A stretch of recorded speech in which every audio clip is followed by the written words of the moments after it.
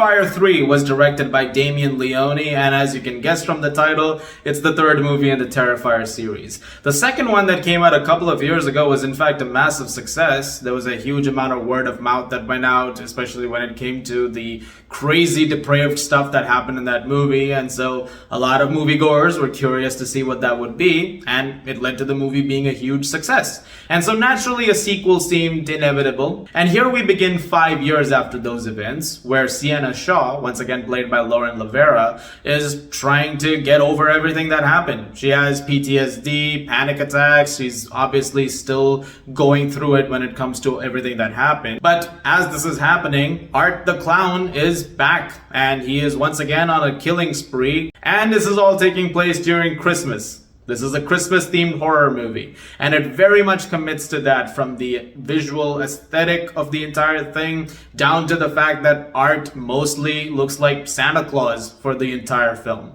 And that's how he's doing a lot of the killings, which is pretty fun as a concept. When it comes to the Terrifier movies, I know what to expect at this point. I went into this one knowing what I was gonna get, hopefully gonna get some more of what the second movie did, which is really go over the top when it comes to the goriness and the crazy depravedness of it.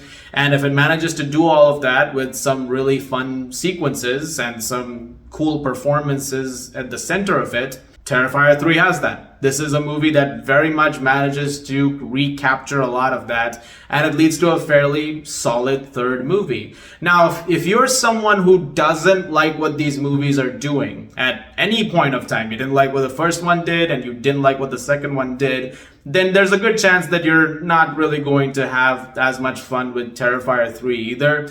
It's very much, cut from the same cloth, but to those who did enjoy those other two movies, there's a lot to like here. And it is, once again, as gory as you'd expect it to be. There's a few very unique kills and things that Art does in this that genuinely were very interesting to see unfold. Yeah, they were nasty, and I'm not gonna, say that they were, clean in any way. There's a lot of blood in this movie.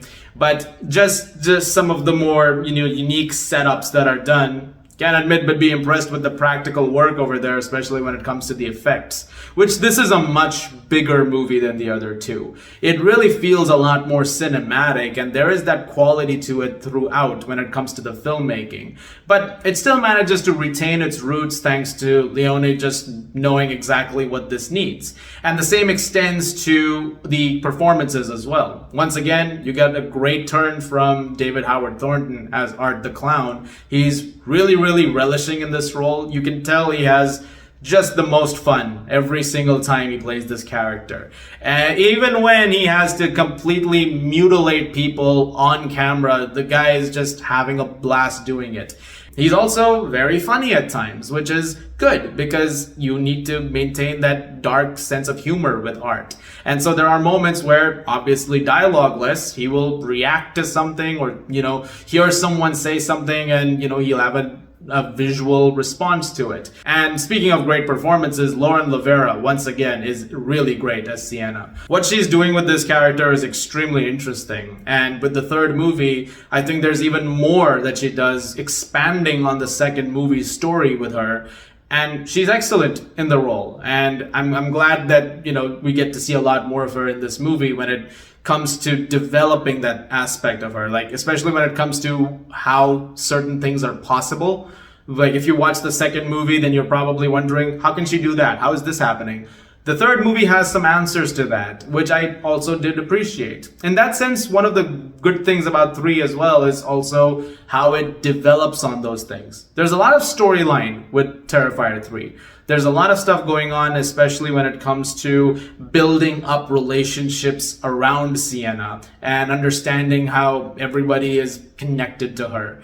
And I like some of the connections that are made in the process. There's one in particular that was incredibly heartwarming, and when the going got tough for characters, you were invested in them to the point that you didn't want anything to happen to them. And that is a sign of the movie doing a compelling enough job to make them as interesting as they can be. There's another crazy, eerie musical score over it with a lot of Christmas songs throughout, which is very fun to see. Like visually, it's a very good looking movie as well, as gory and, like I said, disgusting as it looks pretty often.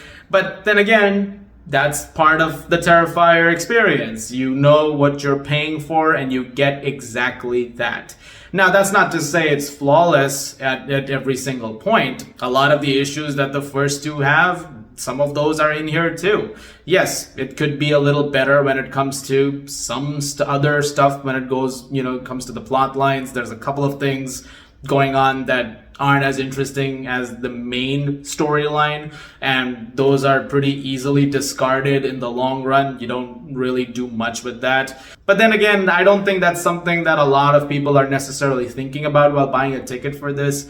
I will say though, and this is subjective, I wonder how many people will see this and think it's as gory as the second one. Because I watched it with a friend of mine, and it was sort of this thing where, was it as crazy as the second one or not?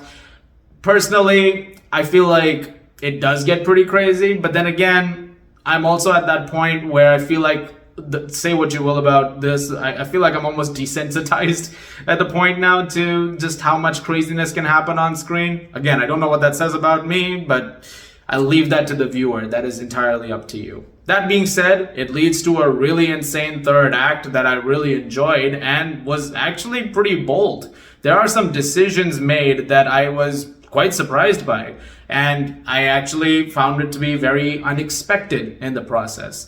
And so overall, I was very happy with Terrifier 3. I think it's a very entertaining movie, and frankly, I don't know how many he wants to do, Damien Leone, but if he wants to do more with this franchise, more power to him. The formula that he has with these movies is working, if that is something that you're enjoying. If it's not, well, too bad, but if you are, the more the merrier. I'm gonna give Terrifier 3 an 8 out of 10. That's exactly what I gave the second one as well. And I think both of them do work out pretty well, as a whole. So definitely worth checking out if you're a fan of that movie. Guys, thank you very much for watching. Look forward to more videos very, very soon. As always, if you like this, please do subscribe, and I'll see you guys at the movies.